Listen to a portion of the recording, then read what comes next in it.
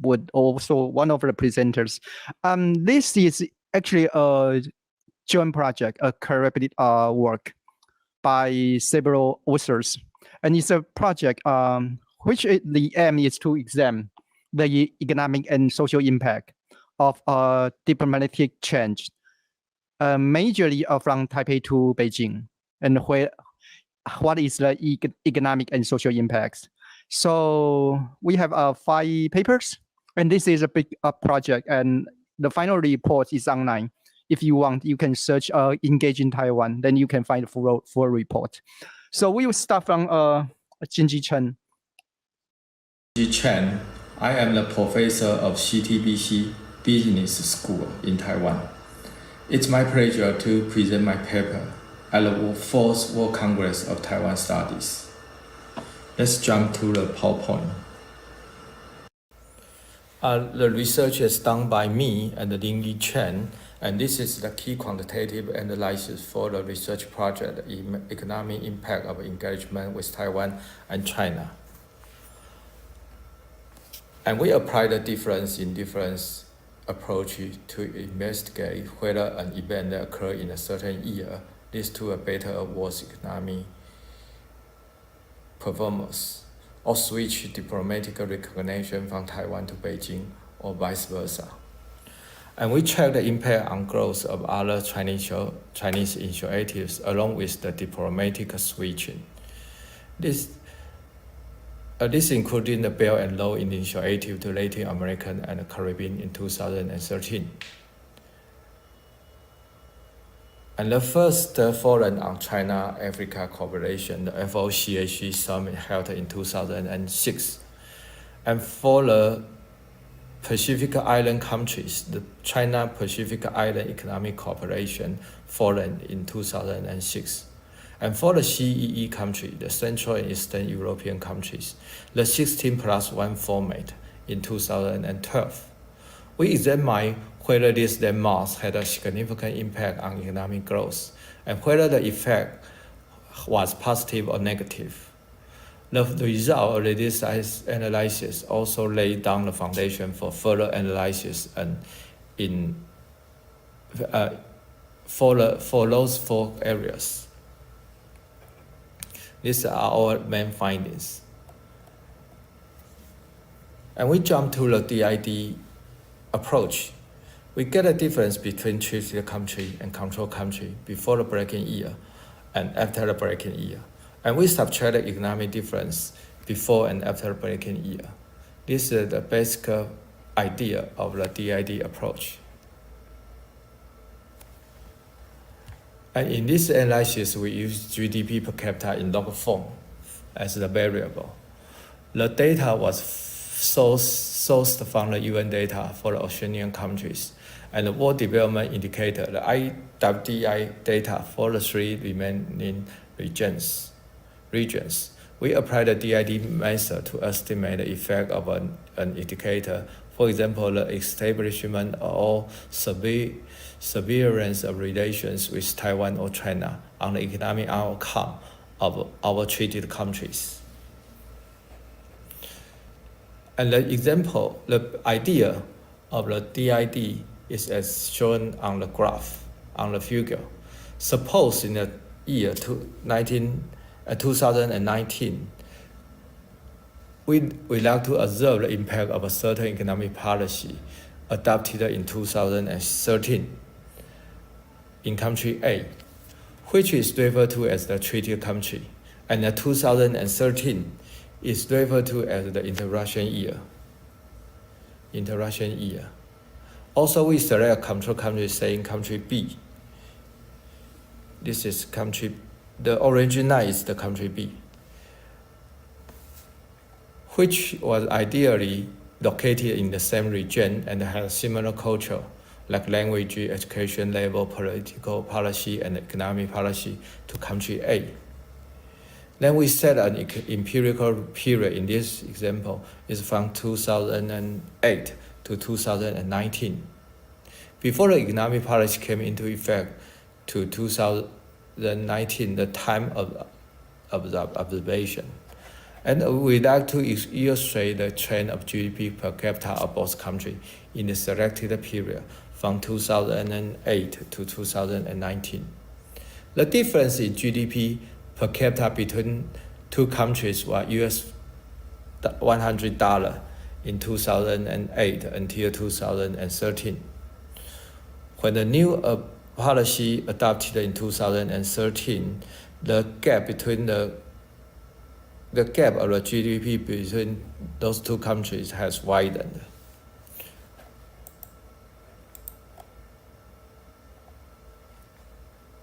By 2019, the difference GDP per capita between country A and country B has widened to $700. And the dotted line is in the figure is the assumed parallel, the expected GDP per capita trend for country A. If country A had not adopted the policy in 2013, and this will keep in the fixed USD $100 difference to the similar condition in country B. And a difference calculation is subtracting the difference between the two countries before and after the implementation of such policy. And the difference from $100 and widening to $700, then the difference is $600, which is the impact of the implementation of the economic cooperation policy in country A after the interruption year of 2013. And this indicating the economic performance was better than that of the country B, the control country, after the interruption year 2013. And we applied the DID model to analyze 4 regions. That's Africa, Central and Eastern Europe, Latin America, and Caribbean, Oceania. For the African country, a total of 9 African countries was selected to undergo DID analysis. And the control country was assigned to treated country based on similarity of GDP per capita and other relevant factors.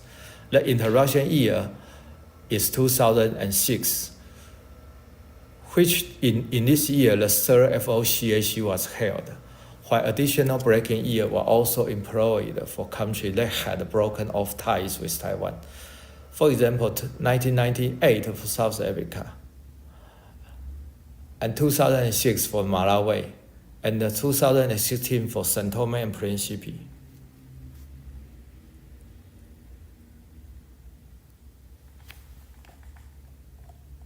And in the 9 observed countries, Burkina Faso, Saint Tome and Principe, Senegal, South Africa, and Gambia present economic downturns that are statistically significant after the third FOCAC took place in 2006. On the other hand, Chad, Malawi, was observed to have experienced economic growth after 2006. The remaining Central African Republic and Eswatini did not produce the result. They are statistically significant. This is the economic result for Africa countries. And we jump to the CEE countries. A total of CEE countries was selected to undergo DID analysis. And Turkey was selected as the control country due to its geographical vicinity to the region, also its candidacy to the European Union membership, and its exclusion from China's 16+1 initiative in 2012. And Turkey is an ideal point for reference when exploring the economic impact of the initiative on CEE countries. And the imperial result is from 1999 to 2019, and the interruption year is chosen 2012. In 2012, the 16 CEE countries joined the cooperation between China and Central Eastern European countries. That's the 16+1 initiative. And in the 16 observed countries, 11 present negative DID result values, while 5 shows positive values.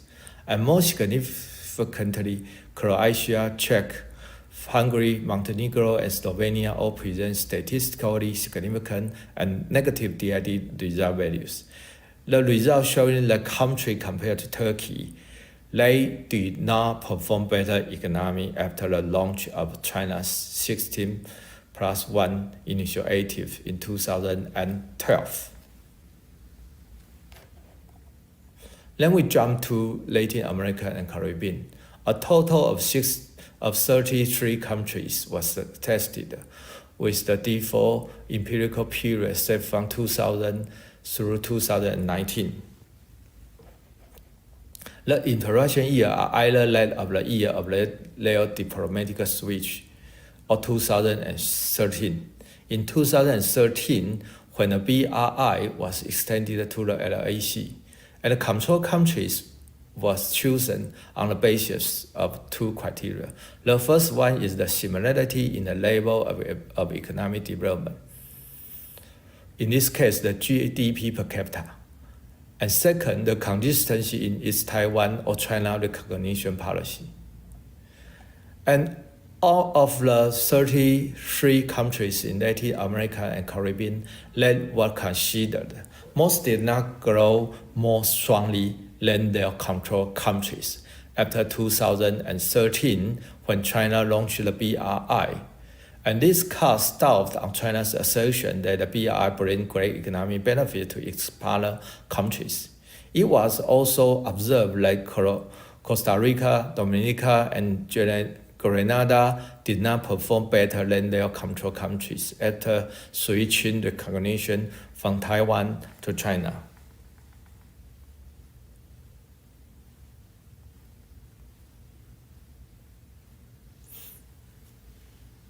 And we jump to in Oceania countries. A total of 10 countries was selected to undergo DID analysis. As island nations in this region are generally small economies, and the control countries are selected based on its similarities to individual treaty countries in three criteria. The first one is the GDP per capita. The second is the size of population. And third, the key economic sectors. For the Marshall Island and Tonga in 2009, in 1998, the year both countries cut ties with Taiwan, was selected as the breaking year. And for the remaining 8 states, the interruption year was set to 2006. In 2006, China held the first China-Pacific Forum. And for the result, 6 Oceania countries, the year statistically significant result. And 3 of them are FSM, Palau, and Solomon Island. Those 3 countries present negative DID value.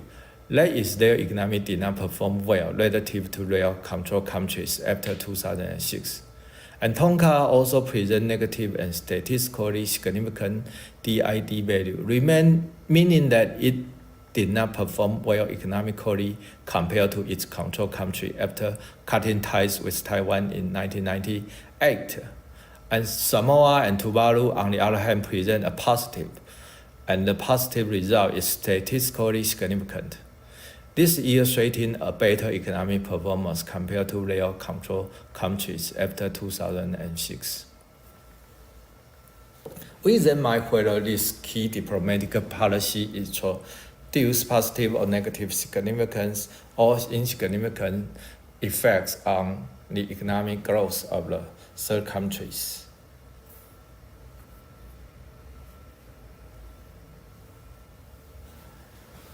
And we urge the reader not to be intimidated by the formula, by the graph, or by the chart. If we quote the famous poem of Robert Frost, "The Law Not Taken," where Frost ends by saying, "That has made all the difference." The basic idea of the DID methodology is to assess whether a policy change has made positive or negative differences, if any.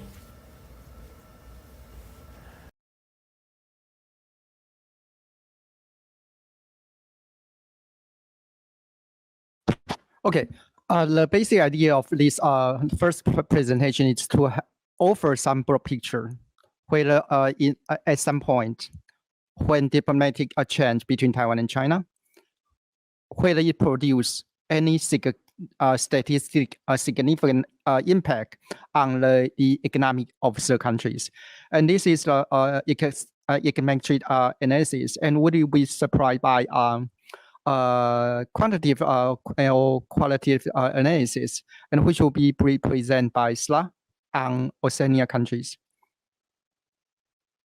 Okay, yeah. Aloha mai kako, ngai hau sarikaka, ji SLA ku nganu maku. My name is SLA. I'm from Taiwan. I'm a member of a Taiwan indigenous group called AMIS. And yeah, and I'm the second author of this paper. So as you can see, the title of our article is called Taiwan in Oceania Context, Reviewing and Reimagining Relations. So before I jump into my presentation, I would like to share this picture to you guys. So these pictures show the Taiwan diplomatic ally, in Oceania as of the end of July 2019. Then, as you may know, the Solomon Island and Kiribati, they changed their diplomatic tie from Taiwan to China. So we think this is the best timing to for Taiwan to re-examine our foreign policy. So the purpose of this paper is to examine and review Taiwan's relationship with the island countries and from the economic, political, and cultural dimensions. So we also use the methodology of literature review to review and examine the Taiwan's political and economical participation in Oceania and the development of Oceanician diplomacy. And we also, just like the previous presentation, we also use the DID to this research to try to examine if having diplomatic tie with Taiwan or China can help the Pacific country their economic development. Yeah. So after the review and analysis part, we will jump into the critiques on the China's alternative partner discourse. And the end of my presentation is the policy implication. Okay, so as you can see, we try to sort out the Taiwan and China's economic path in Oceania. So in this slide, you can see the Taiwan and China, they use very different economic strategy to cooperate with the Pacific countries. Yep. And then we use the DID analysis to try to, just like I mentioned, to examine if having the diplomatic tie with Taiwan or China could help the Pacific countries' economic development. So we found that actually the DID is not good, not really suitable to analyze the Melanesia country because it's very complicated economic development. So the DID would work better for the countries that are economically stable through a long period of time, just like Tuvalu, Marshall Island, Afghanistan, Tonga, Samoa. So we choose the 2006 as our break year and the year of diplomatic switch. So after we got the result from the DID, so we would like to ask, does the switch help economic development? But our answer is that we cannot conclude that maintaining the diplomatic tie with Taiwan or China make a decisive impact. Actually, in some cases of small island economy, siding with Taiwan is the economical reasonable choice.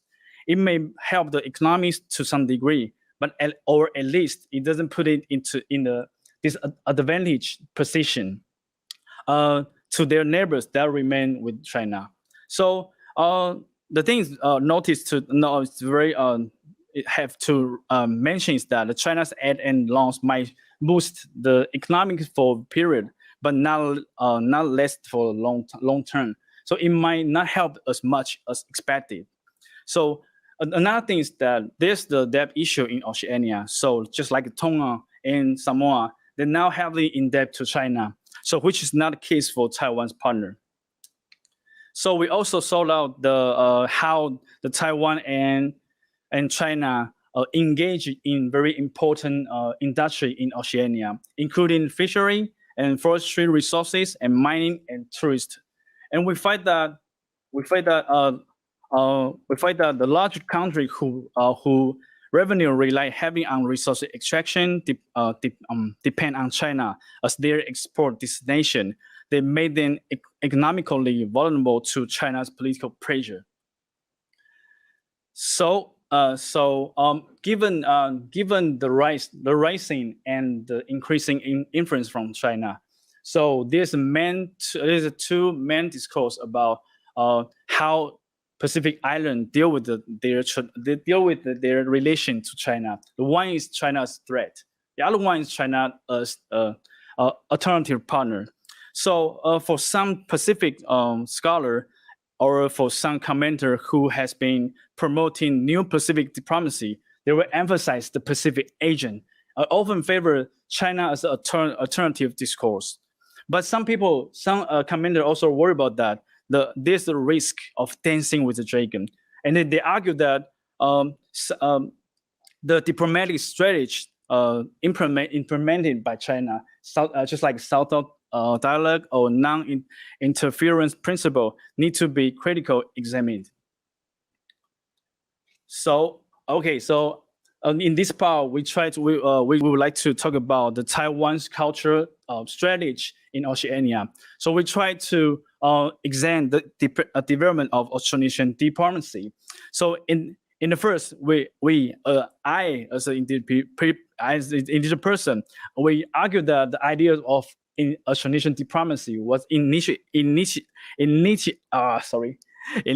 by indigenous people of Taiwan. Actually, the emergence of Oceanisian diplomacy is tightly related to the experience of indigenous people of Taiwan in participating in international indigenous affairs. Because of the experience and the introduction of Oceanisian theory out of Taiwan, they all encourage indigenous people of Taiwan to rethink the importance of reconnecting to the Oceanisian people, because there are so many similarities of languages, our oral history and culture, between indigenous people and the Pacific Islanders. So and the most important thing is that the Pacific Islanders, they have gone through the struggle for autonomy and self-determination, which is a very similar situation faced by indigenous people of Taiwan since our indigenous movement. So for indigenous people, reconnecting to Oceanisian people is in this way of pursuing decolonization. So, so after 2000, the government tried to appropriate the theory of Oceanisian to try to into their nation building construction, as well as the diplomatic discourse in Oceania. But in this context, the Council of Indigenous People of Taiwan, they took advantage of this political climate to actively propose a plan of establish a Oceanisian Forum, and that plan got approval by the government. So that means, so in 2002, the Council of Indigenous People, they host the first Oceanisian Forum in Taiwan, which means the state power officially intervened the development of Oceanisian diplomacy. So after that, the concept of Oceanisian diplomacy has been appropriated and emphasized in the Taiwan's foreign affairs, especially in Oceania. So due to the intervention of state power in Oceanisian diplomacy, so there are some scholars criticize that the Taiwanese government has mobilized, politicized, and appropriate the indigenous identity into the national identity building and the diplomatic strategy. But from the perspective of indigenous people of Taiwan, this critic absolutely like the view of indigenous people of Taiwan and regard them as an actor without any agency. So actually, when the government tried to use indigenous people as the diplomatic tool, but for indigenous people of Taiwan, we also use government policy, use their resources to conduct our own exchange activity, to create our own space and stage in the diplomatic field. So So for just like I mentioned, the Oceanisian diplomacy means the indigenous way of pursuing decolonization.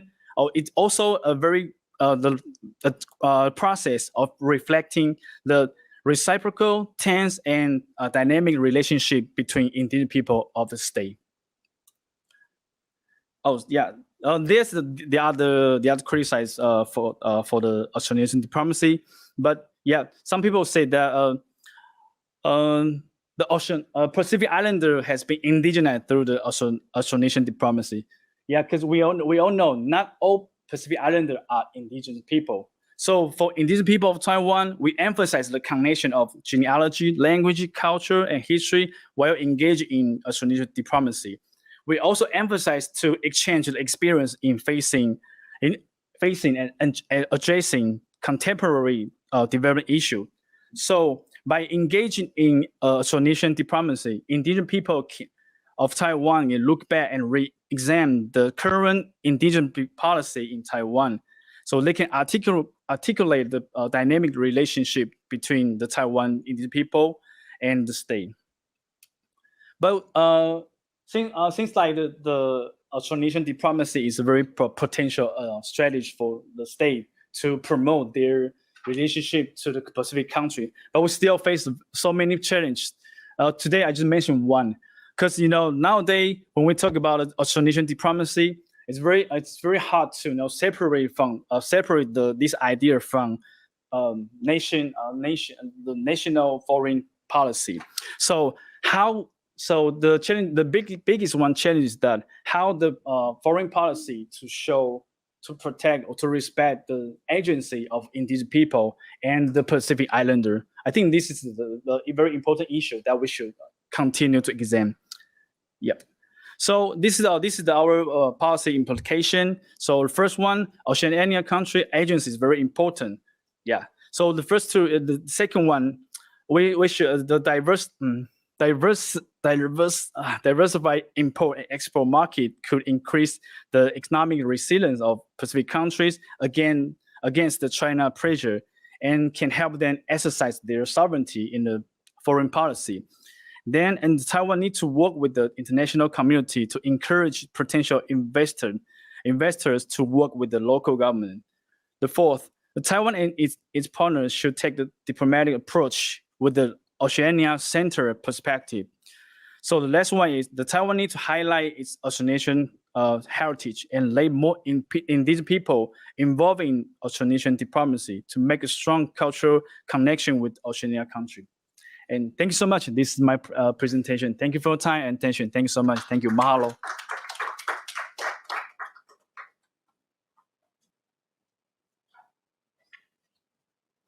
So we will have two presenters online.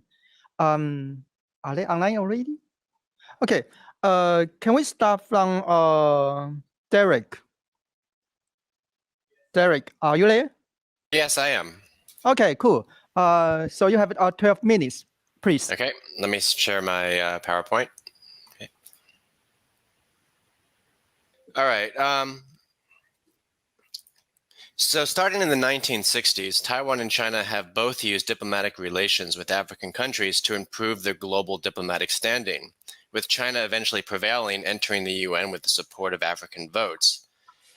Although Taiwan experienced a brief return to Africa in the 1990s through exchanging diplomatic aid for diplomatic recognition, the much larger subsequent growth of China-Africa economic relations has reduced Taiwan's remaining diplomatic allies to only one country, Eswatini. In the interest of time, the two questions I address today are the following. Have African countries which broke ties with Taiwan to establish ties with China experienced improved economic performance? And in the absence of government-to-government ties, how have business people and civil society actors promoted informal relations between Taiwan and African countries? The research focused on 4 case studies, 2 long-term African diplomatic partners of Taiwan, which broke ties in order to establish ties with China, Malawi, and South Africa, and 2 top trading partners which have never had formal diplomatic ties with Taiwan, Nigeria and Angola. The choice of these cases is not intended to represent the entirety of Taiwan's relations with diverse African countries, but rather their capacity to illustrate particular dynamics at work in these triangular relations. Due to time, I'll only talk about Malawi today. And due to the pandemic, I was unable to conduct fieldwork in the case study countries. Instead, with the help of Ahmed Tolga, a PhD student in Taiwan, I reviewed the available economic data to complement the DID analysis, which has been discussed, and a secondary literature review evaluating this country's evolving relationships with Taiwan and China.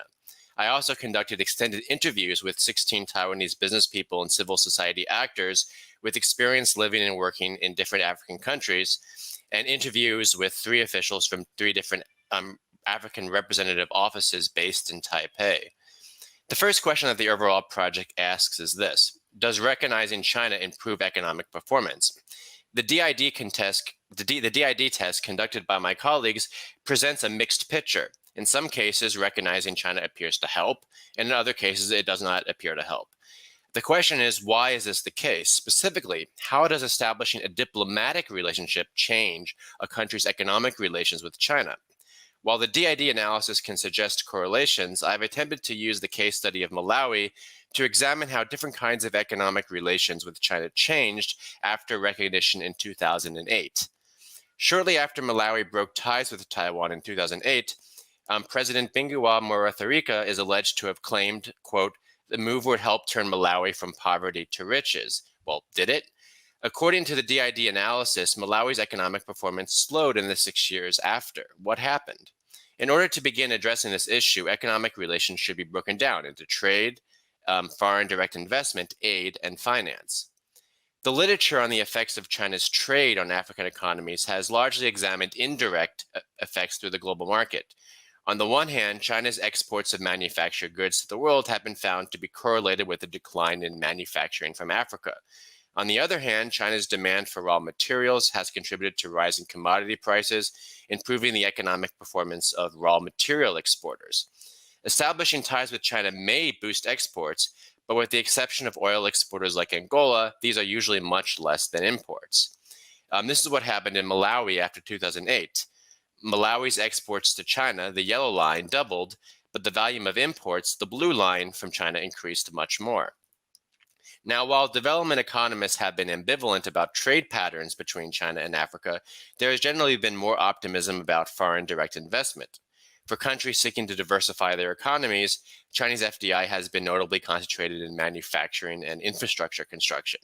Furthermore, China doesn't just export commodities to Africa, but also capital goods like machinery. The key question is whether this will lead to so-called structural transformation in the long term.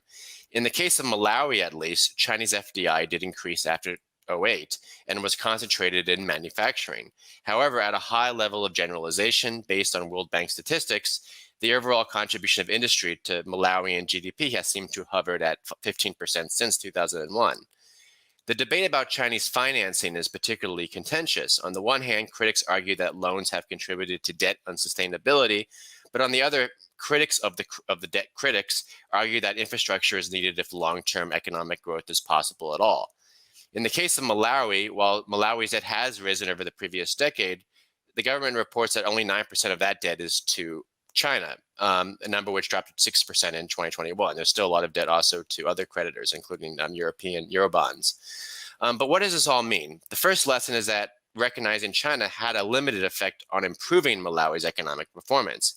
It is important to remember, however, that China is not the only variable affecting Malawi's political economy. To just give one short example, in 2011, there were several Western donors that suspended aid to the government. At the time, 40% of Malawi's national budget was dependent on Western aid.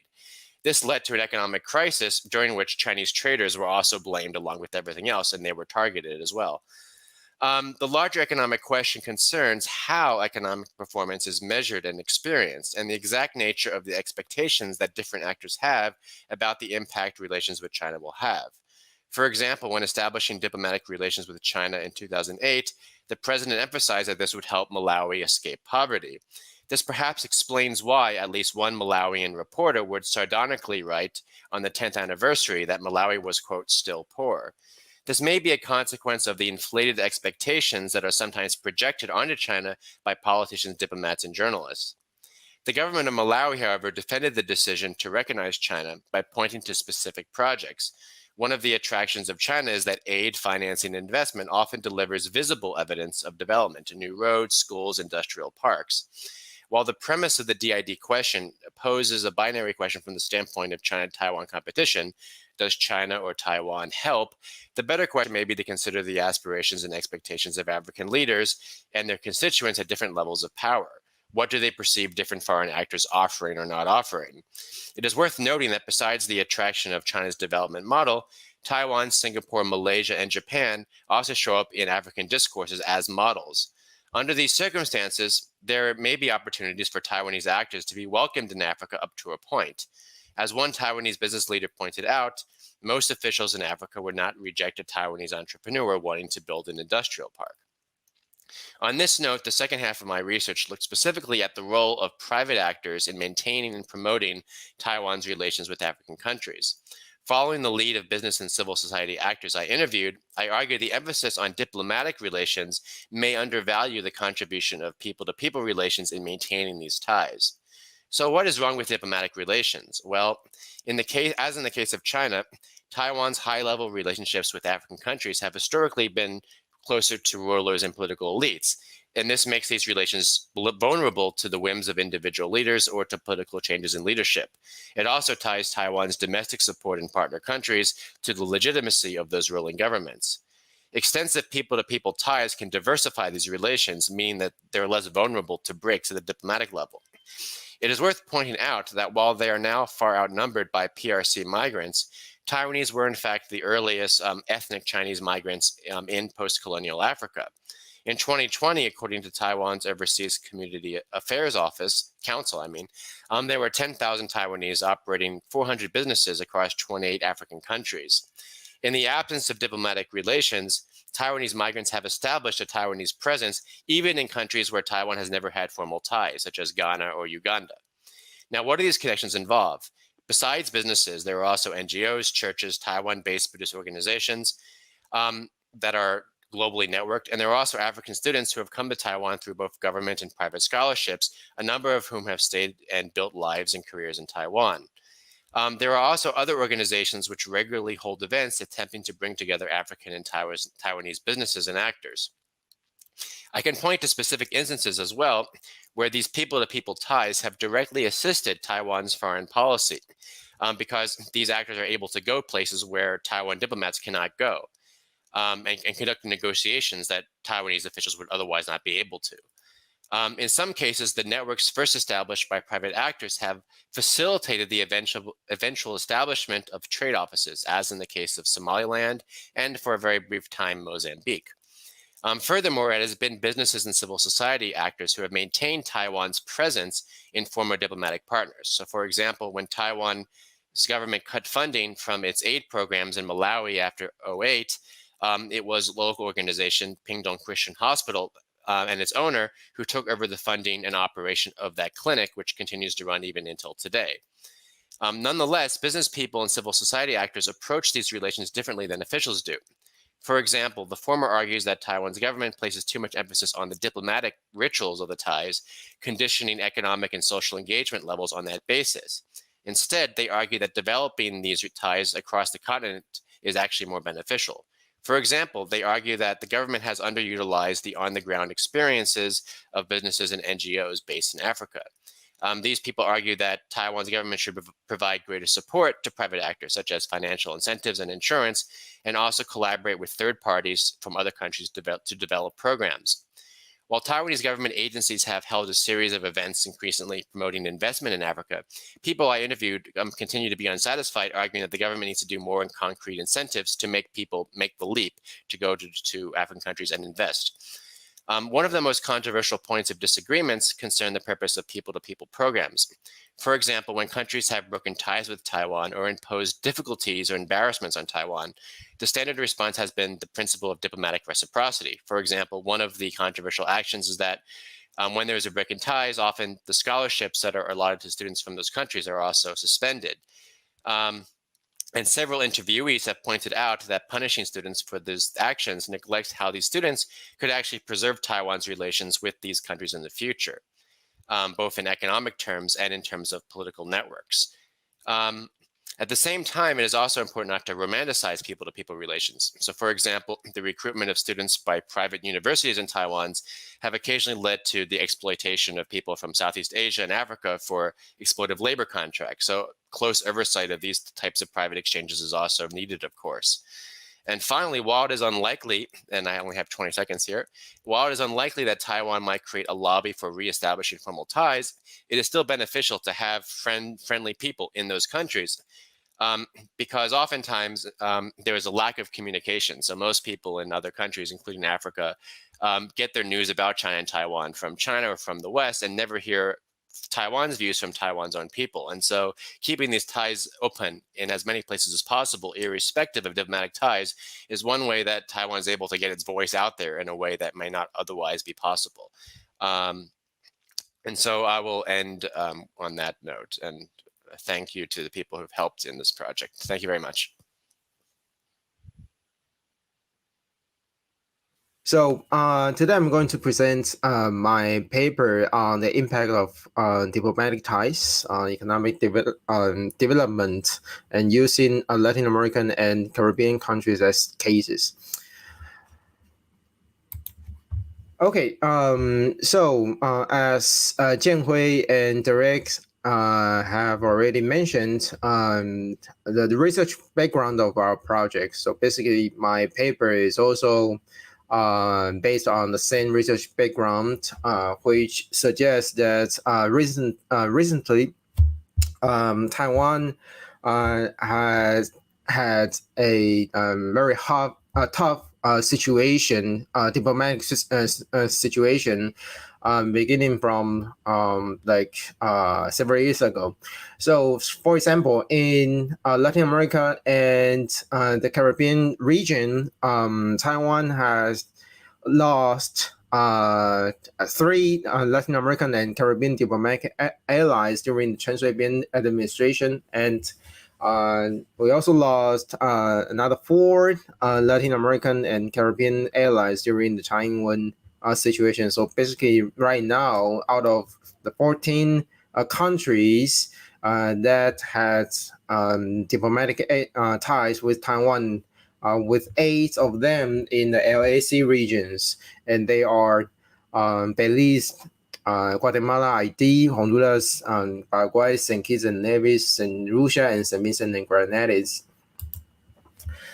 So the basic fact right now in Taiwan's diplomatic area is that many countries believe that building ties with China is the default mode for many countries. So, for example, in Latin America, because these countries expect that they can get much more aid and investment from China than from Taiwan. So this is from one of a quote from one of my interviewees. And so, in short, many countries believe that the perceived economic benefits have been a primary concern for these countries as they decide which side to choose.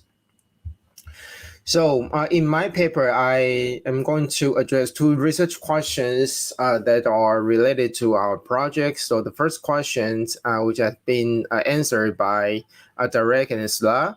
And so in Latin America, I also I'm interested in looking at whether the countries that switch ties from Taiwan to China indeed become better off.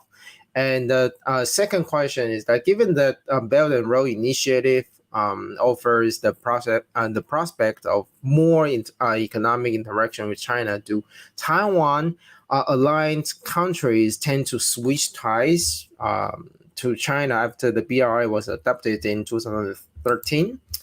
So the research purpose of this paper is not to test a new argument. Basically, it's an exploratory data-driven research, and it only aims to examine whether the existing mainstream arguments really hold or not.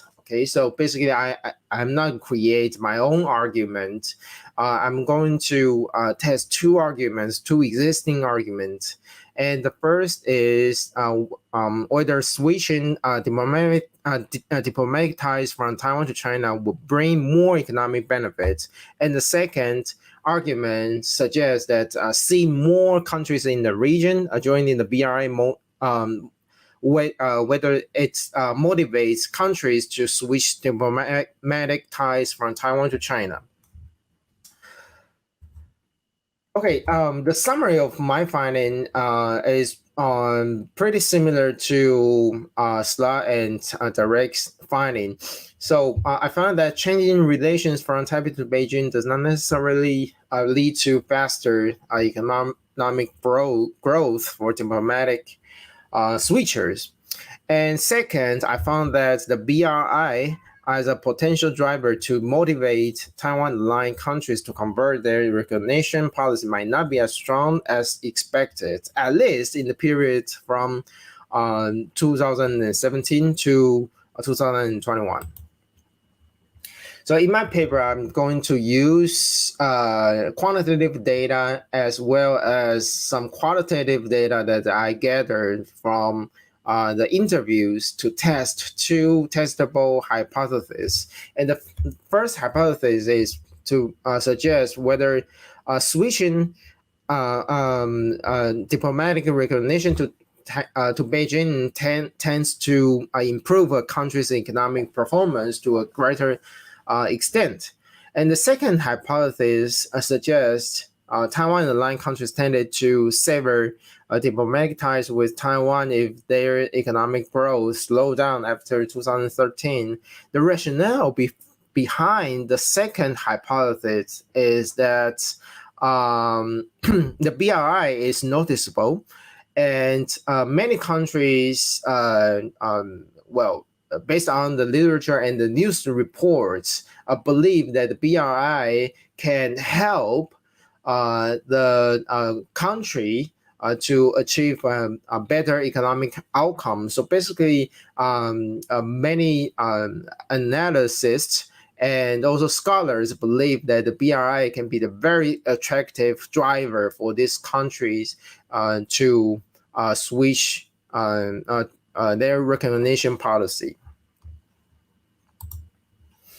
So in my paper, I also used the DID research design, which are based on Jinji's analysis, and to test my two hypotheses. And the rationale of the DID design, well, as explained by Jinji before, so I don't need to repeat. So the empirical analysis, the empirical strategy here is that I identify the treatment for the test of the switching helps hypothesis. The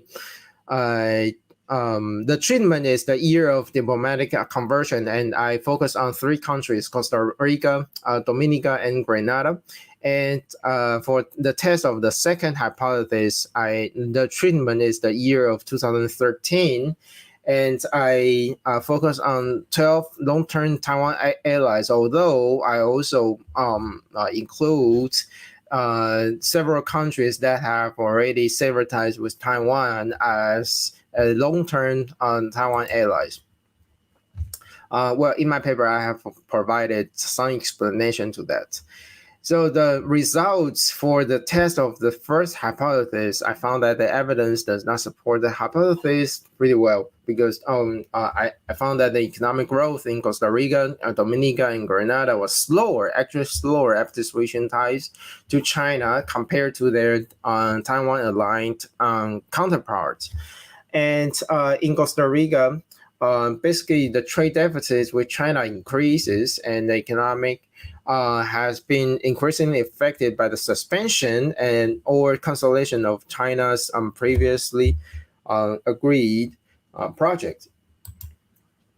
And for the test of the BRI helps hypothesis in this table, it is if the hypothesis is supported, we should see most of countries should be in the upper left corner and the right and the lower right corner. In the upper left corner, we should expect to see that if the country, the Taiwan aligned country, has faster economic growth after 2003, they should maintain diplomatic ties with Taiwan.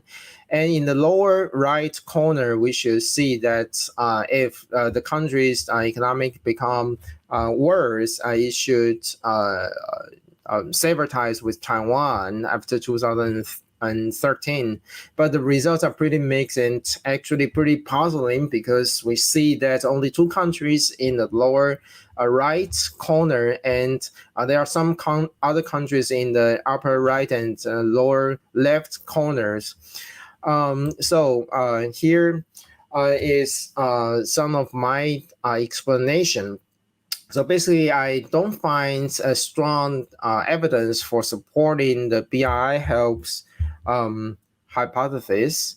I only find that El Salvador and Nicaragua fits the hypothesis, but the evidence is not very strong, because the DID results does not suggest a statistically significant coefficient for these two cases.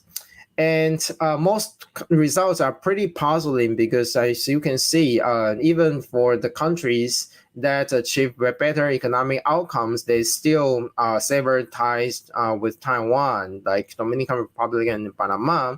And I provided several possible explanations, but due to the time limits, I rather just skip it. And for some other countries, their economic growth, the economic performance becomes poorer, but they still maintain ties with Taiwan, and they are and this results cast some doubt on the mainstream arguments provided by the policy analysis and scholars. So the conclusion here is that based on my evidence, I found that the existing mainstream arguments about diplomatic switching in the LAC might be questionable, because changing relations from Taiwan to Beijing does not necessarily lead to faster economic growth. And I also found that Taiwan-like countries, even those with slower economic growth after 2013, are not necessarily motivated to sever ties with Taiwan. But here are also some caveats from my paper, because, well, first of all, these findings are largely constrained by the data that we can get. And so it is not clear what will happen in the long run. And also, the outcome variable is economic growth. But if we focus on other economic outcome variables, maybe the results might change. And also, economic growth is shaped by various factors, but my analysis does not control for these variables. And last, here are two policy implications from my paper. I believe that the Taiwanese government should strengthen economic links with diplomatic partners by encouraging the involvement of its state-owned companies and working with the U.S. Closely, so that it can maintain the diplomatic ties in the long run. Okay, this is my presentation. Thank you. And the instrument is by applying or straightening or to apply measures affecting trade and investment. But this definition, one of these key shortcoming of this definition is to influence the behavior of the state. But if you look at other dimension of economic coercion, such as the airlines, for those airlines, they want to fly to China, they cannot identify Taiwan as without comma China. Those airlines, they have to identify the destination of Taiwan, China. This, when the subject of the coercion is a private enterprise, this does not fall into the scope of European Commission's anti-coercion instrument. This is the first one. And the Chinese, the characteristic of Chinese economic coercion, it has some characteristics. First one, it is not publicly acknowledged by the government. It's mainly based on the huge market power of China. China's a big economic market, and even it is adopted by Chinese government, it is not compared to U.S. or European Union against Russia something. It's publicly announced by for the sake of international peace or human rights violation. But in the context of China, is usually claimed by legitimate public functions such as food security, food safety. In the case of Taiwan, as you know, there's some virus, some diseases in the fruits, in the fish. This is normally the characteristic of China.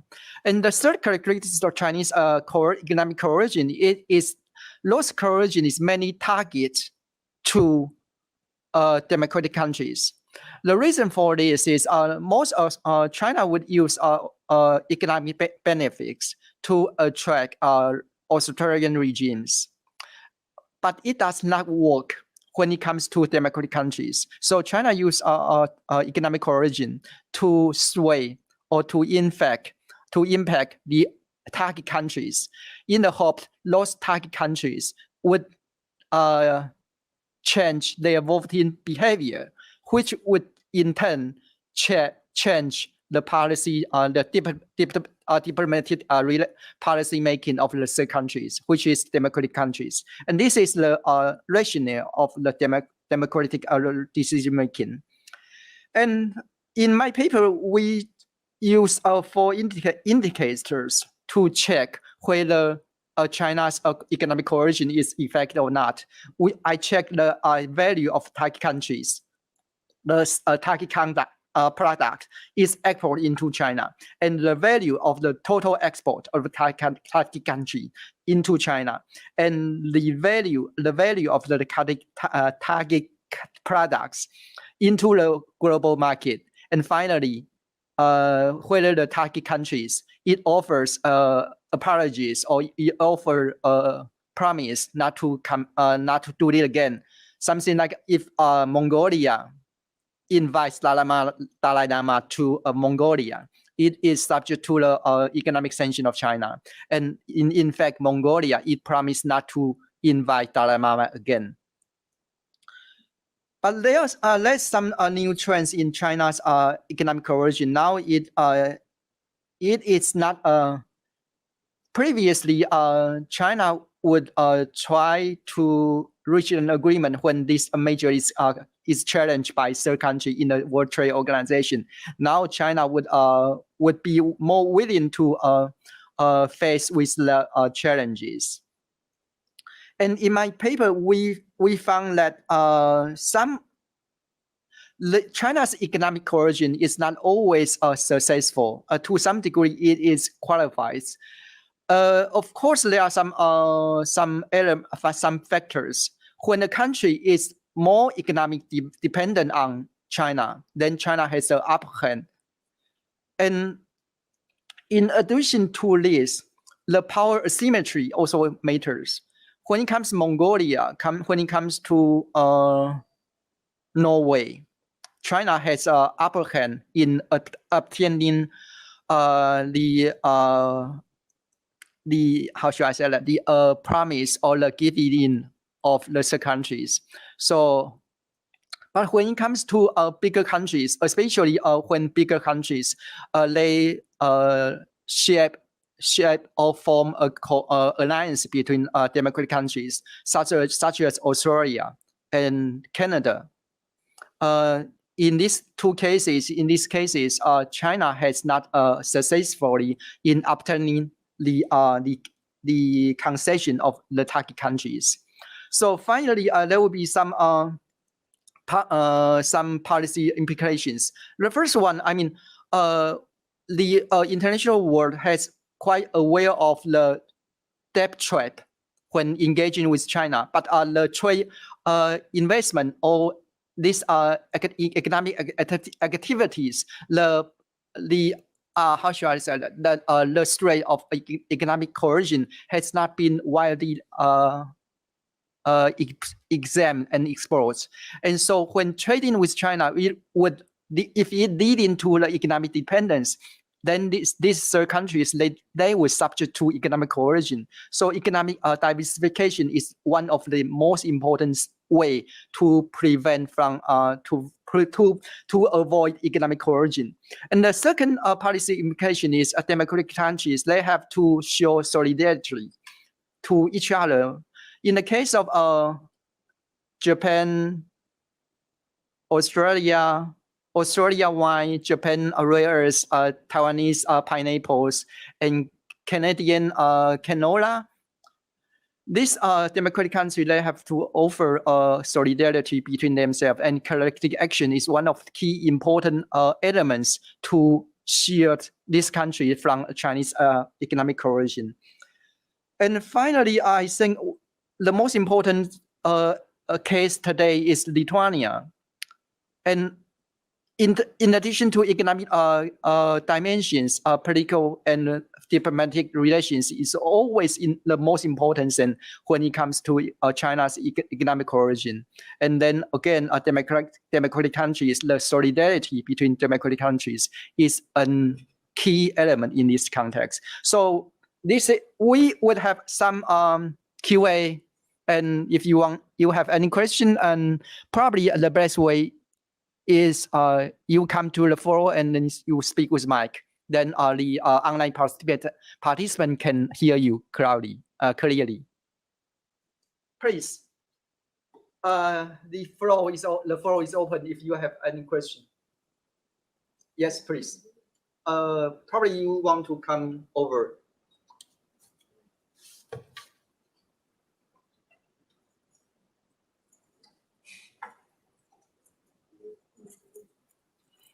Thank you, Jianhui, for this well-organized panel. And I think this is so far the only panel I saw a consistent methodology of D&D, and I learned a lot from that.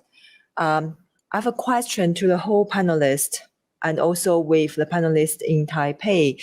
That is, from my observation, actually, economic factor is very important for sure. But there are also quite a lot of the country that is switched off, not exactly because of the economic factor. Their own domestic political issue are also very important. And I take especially the notes from Yan Ping that you mentioned that that's also because the limits of the data that you could avail. But I just wonder that because it is in a sense that the economic factor, I feel it's important, but it's sort of being a little bit restrained to understand from that perspective. So I just wonder from the panelists, what's your perspective on that? I have a particular question to Oceania diplomacy, which is, I think it's very important for sure. But for the period of time I stayed in Australia in April, Solomon Island actually had the pact with China, not exactly because of they don't like Taiwan, but because they felt Australia government neglect them for long-term climate change issues, so on and so forth. So again, that is echo to what I mentioned before. It's not about the China-Taiwan divided or decommissioning, but about their own issue domestically. So that is question 2, Oceania policy diplomacy. And for your point, Sarah, on the whether the indigenous people are would be able to be a decision maker or a chess. I wonder whether when the government of Taipei government design or thinking of the Oceania diplomacy have invited the indigenous community to be the decision making small group, or I just to use the word use them as a chess to say, oh, we have this good understanding of the islanders with the Taiwanese indigenous community. So it's just my sort of on top of my head questions. Thank you all.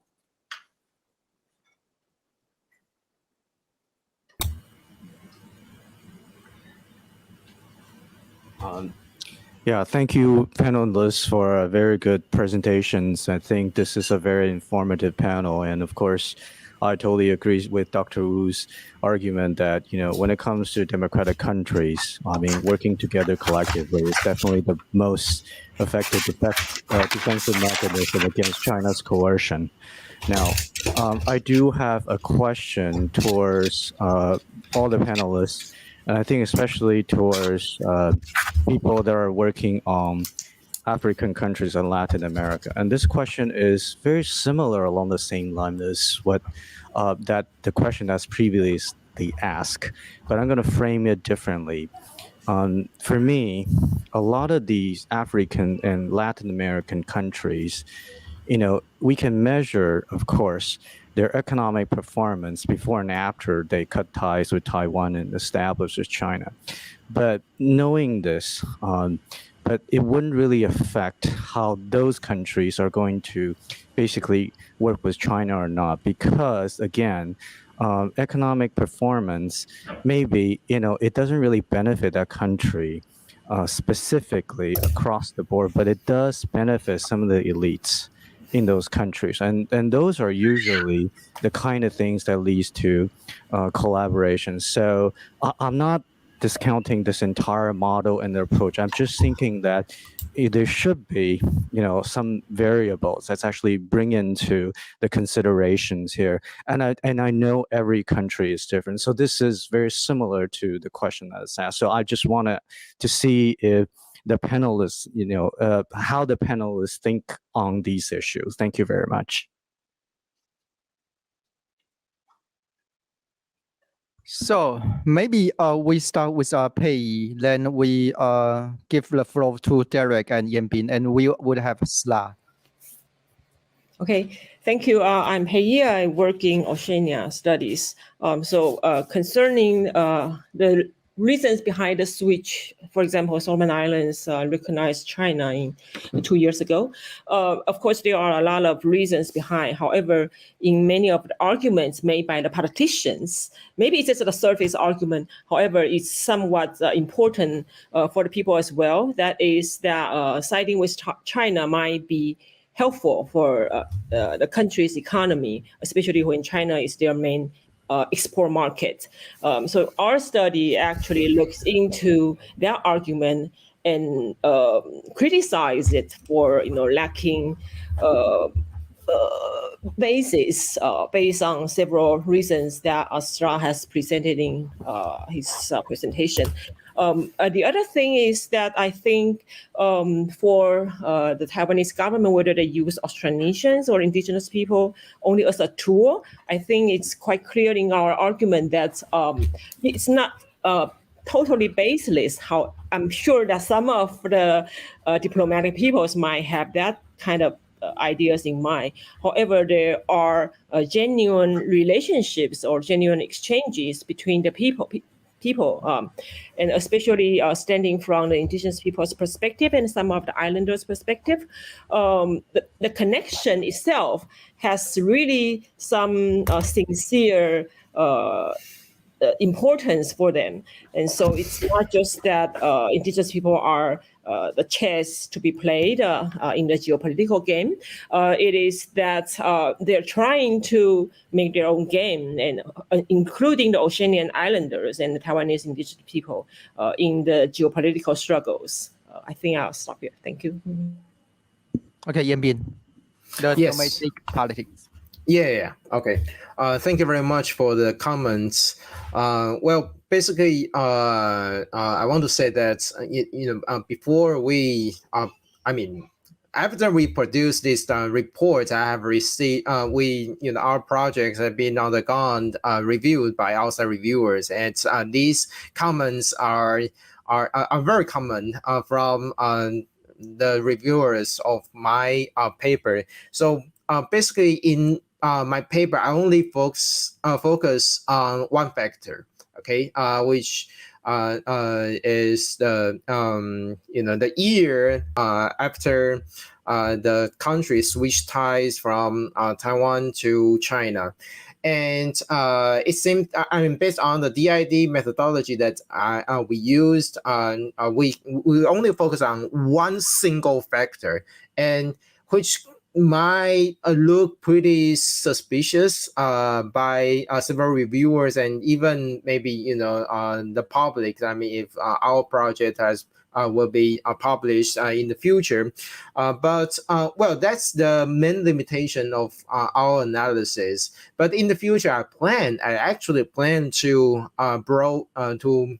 broaden this project by conducting different research strategies. So, for example, it will be much more useful to use a so-called cross-national time series data structure to test whether other explanations also works for explaining the economic outcomes. For example, the factors about domestic politics and even, some regional interaction factors such as the relations between the host country and the United States, because, we cannot ignore this giant in the region. So basically, this project is very limited, but at the same time, very focused on only one single factor. But we, in our projects, we do not exclude the possibility that other factors also matters. But we have to acknowledge that this is the main limitation of my analysis, that is for the DID analysis. And for the second comment, I was kicked out by the internet, but somehow, I have heard that you mentioned that this kind of economic benefits based on the diplomatic switching only benefits some elites, but not all the people. Well, I totally agree with that. But our project is about diplomatic recognition, and basically, we do care about the people, but at the same time, we also do care about the maintaining the diplomatic relations with other countries. But what can we say? This diplomacy is largely based on the interactions at the elite level. So, of course, in the future, I think the Taiwanese government and also the Taiwanese people should work much harder to use different ways to maintain this diplomatic relations with our current diplomatic allies. Thank you very much. Okay, Derek. Again, domestic politics and the gain or the profit of elites. Yeah, it's a good question, and I think I can respond to sort of the both questions together. In terms of, yes, economic performance as measured in GDP growth is sort of only one dimension, and there are, of course, many factors that are leading these switches. It's not as simple as simply saying, oh, which country will lead us to have a higher rate of growth. I think in the case of countries in Africa that are switching from Taiwan to China, besides, I think one thing that's been observed is when countries have switched, it tends to usually happen after a change in the government. So a change in the party or the previous party has lost. And so those political factors are very important to sort of understanding why people switch at what time. And there's also other factors that are not entirely economic. So like in the case of Burkina Faso, one of the explanations that has been circulated by several scholars is that it wasn't just about the perceived economic benefits of switching to China, but also because Burkina Faso was participating in, I forget what's called the G5, a group of Sahel countries that were involving counterterrorism. Because the funding was coming through the UN, China was supposedly blocking it to the other countries because the one member was not recognizing Taiwan. So there are a lot of factors that go into these kinds of switches. In terms of who benefits, I think this is a really, really tricky question. I mean, when saying the elites benefit and the people don't, this not only is appealing to us, I think it's also appealing to people in the street, so to speak, because that's what everyone says, only the elites benefit. I think that on the ground, it's really much more complicated in the sense that you have elites and you have their constituents. So you have the ways that benefits are kind of distributed unequally. And so there's a famous research paper about Chinese aid, and not talking about investment, but aid in particular, tends to go to the regions where the leaders of countries are from. So that's like one example of the way that benefits are distributed in particular ways. But then again, it's tricky because if a factory is built, then it benefits the workers as well. But then again, I mean, a lot of different factors that go into that. But I think it's also important to realize that it's not simply an elite level interest. So for example, there are a lot of African traders who go to China and Chinese traders who go to Africa, and they also have sort of roles in pushing these ties as well. Are they elites? That's a little bit trickier. So in the case of Burkina Faso, before the switch to China, there were many Chinese traders in Burkina Faso, even more than Taiwanese business people. And there was actually a Burkina Faso China Friendship Association that was sort of a constituency pushing for ties even before the government did so. So I think it's a little bit more complicated than simply elite, non-elite, because it can go both ways in some cases. So the case of Eswatini is a good example. Most people, if you're doing business, are they doing business with Taiwan or are they doing business with China? So that we get another kind of situation. But again, it's sort of an issue of how diverse are the kinds of networks that people have between two countries. Is it only at the elite level? Is it at the elite and at different levels as well? Because if it's too much in one area, of course, there's a vulnerability if there's a change in political regime, and that can affect Taiwan or China either direction. Okay, so Sla, and the question about agency or whether indigenous people is used as a tool. Thank you, Professor, for the question, and thank you, Professor Kuo. You already answered the question, but I want to share a little bit experience from indigenous people of Taiwan. Actually, the practice of Austronesian diplomacy is very diverse. Yeah, we have all kind of practice of Austronesian diplomacy all play a very important role in the diplomatic field. So, for instance, the indigenous NGO in Taiwan, some indigenous NGO in Taiwan, they have very great connection to the NGO with the Maori NGO in New Zealand. The NGO the NGO of indigenous people of Taiwan, they introduced the language revitalization experience from New Zealand to Taiwan. Yeah, but you know what? Their experience influenced the Taiwan's indigenous language revitalization policy. So even though the local NGO didn't enter to the circle of, the process of decision making, but their experience still influenced the indigenous policy in Taiwan. And the other cases is that in 2013, New Zealand signed the free trade agreement with Taiwan, and New Zealand asked Taiwan to put the indigenous cooperation chapter in that agreement. So by doing that, the Council of Indigenous People can get into the process of decision making to make a decision what kind of cooperation, what kind of program that we can have between the indigenous people of Taiwan and Maori people. So yeah, thank you so much. So in this process, we can show the agency of indigenous people of Taiwan, and also can see the agency from the Austronesian people in Oceania. Thank you so much. We still have time for, please. Please. I'm glad there's still a bit of time.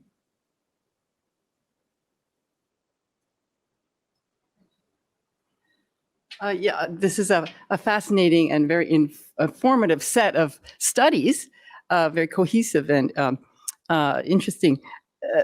I'm curious about something that some of you, maybe all, might be able to clarify, and that is the connection between the people-to-people ties that some of you have been describing and the goal of diplomatic recognition, or are they separate? That it's that the diplomatic recognition is one hopes a form of protection, less than before, but protecting Taiwan's existence, and the people-to-people sympathy will support the diplomatic recognition efforts. But can the people-to-people ties and understanding also protect Taiwan to some extent? Are you thinking of it that way? That's what I'm wondering, thinking this, particularly listening to Derek Sheridan, who was suggesting that Taiwan officially and unofficially should work on all of these things and support them and not cut off scholarships, for instance. So I'm wondering if anyone could clarify this, which is perhaps also clarifying the theme of the research. Thank you. Maybe we start with Derek. If anyone want to add, then they can add their opinion. Okay, thank you. Yeah, I think this is kind of a tricky question because it kind of gets to sort of what the end goals are for building relations. From one perspective, this is a means to build diplomatic relations, and I think with diplomatic relations, there's a level of dignity that's involved, and so simply sort of tolerating, sort of embarrassments and continuing to provide scholarships, I think is sort of against some of the thinking of a lot of people. But I think the issue, I mean, for the first case, I think if we don't look at Africa or the global South, we look at Europe and the United States. Well, Taiwan doesn't have any diplomatic relations, yet its strongest relations are entirely these sort of people-to-people relations. So that's already in effect with the centers of the global economy. So the question is, what's different in the case of Africa and Latin America? If it's simply, those ties are only pursued for diplomatic ties, it kind of conveys a message that it's purely instrumental. There is no interest in, and I think this is the case, for the case of, say, Africa, there was a period of time in the 1990s where Taiwan was increasing its diplomatic allies up to a peak of 10 around the late 90s. So I was very surprised that there was never an African studies center or research sort of organization established in Taiwan at the time. The ties were purely at kind of the diplomatic level. But I think the people-to-people ties are important, not because they'll make a difference at the diplomatic level, but because of constituents. Because if students who are coming to Taiwan, for example, then going back, becoming leaders in the government, they have different networks, they have different perspectives. It's hard to measure how that pays off, so to speak, because as soon as you begin to talk about payoff, you're instrumental in those ties, and then that itself is sort of a sort of a point of repulsion. So it's really about social networks as a long-term investment without necessarily instrumentalizing it. This is a classic kind of question of social capital and sort of the meaning of instrumentalism versus affect. But I think in the case of Taiwan, I think Taiwan has many more friends, so to speak, around the world than it sometimes thinks it has, because it thinks, well, we're not recognized there. But a good example is the case of Uganda. So Uganda's never recognized Taiwan.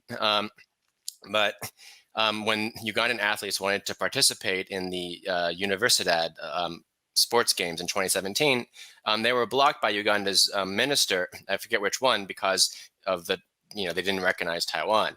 But there was a Taiwanese business person based in Uganda who was able to negotiate directly to get the students to come to Taiwan. This had nothing to do with diplomatic ties. This is purely these people-to-people networks. So I think it cannot be discounted sort of how important it is to have these sort of wide sort of resources. As one of my interlocutors, who's an NGO worker in Taiwan, said his only condition for giving sort of support to the projects he does in Africa is if Taiwan's ever, this is his words, if Taiwan's ever invaded, they will say something. I don't know how effective that is, but to him, that's his one sort of what he gets back from it. Just don't be silent if we're attacked. That's my only condition for me helping you. So that was the way he kind of framed his political rationality for it involved in these projects, but that wasn't his main goal. So. Okay, 30 minutes for Pei and Yanbin if you want to say anything. Then yeah. Okay, I think as a person, I'm 30 seconds. Oh, okay. So I'm more romantic. I think it's in the long term, people-to-people relationship is the only solid thing that we have. Okay. Okay, Yanbin, do you have? Yeah. Well, I actually am more pessimistic about this because I mean, if we are normal countries, with normal diplomatic relations with other countries, I think normal people-to-people relations are very important, are very beneficial to many people. But I mean, right now, our diplomatic situation are so bad. So basically, I think it's a kind of trade-off situation. Thank you. So we see that's a big difference between anthropologists who are more romantic and political scientists who are more realistic. So, and we are nearing the end of our panel. I want to thank you for participation and wish you a nice day. Yeah, and nice dinner, which is in an hour. Okay, see you. Thank you. Bye bye.